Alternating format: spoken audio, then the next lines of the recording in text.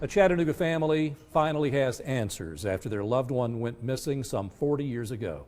Now, this case is one of 90 tied to Sam Little, described as one of the nation's most prolific serial killers.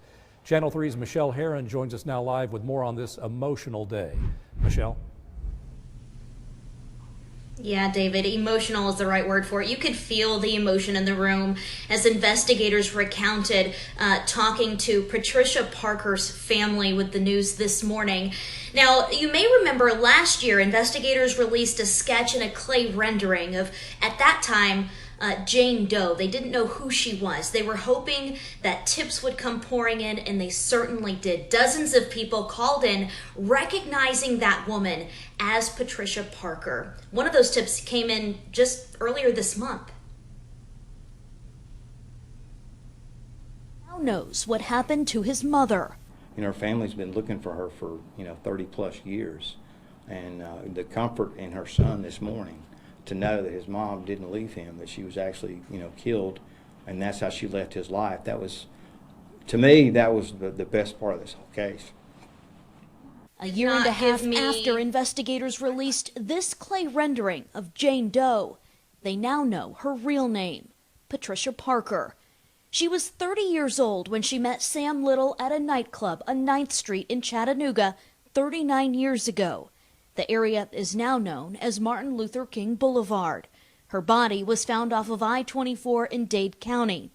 The case sat cold for more than 3 decades until Little confessed to the crime.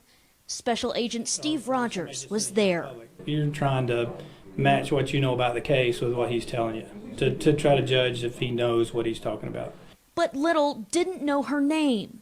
Friends and family started calling in almost immediately after investigators released this clay rendering, say they believed the woman was Parker. I think it was such a good example of what Miss Parker looked like at the time that it helped and revived all those memories of people who knew her and her family. Investigators took DNA samples from Parker's son and compared them to Parker's bones. Friday, we learned they finally had a match. To me, it's a huge relief because this is one of many that I have that I want to see solved. And when you talk and you meet these families, you know what they've had to go through. Little is considered the nation's most prolific serial killer after confessing to killing more than 90 women. The 80-year-old now sits in a California prison, serving multiple life sentences. Mike Mathis oversees Hamilton County's cold case unit. He says solving this case wouldn't have been possible without the teamwork from multiple departments. And we all have the same goal.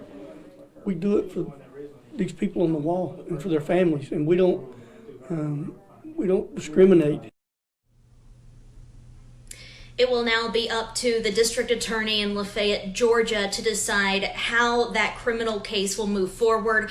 I'm told that a trial isn't likely because it would be costly to taxpayers. Now, keep in mind, Sam Little is currently in a California prison right now, already serving multiple life sentences, but they are looking into some sort of plea agreement. Reporting live from home, Michelle Herron, Channel 3 Eyewitness News.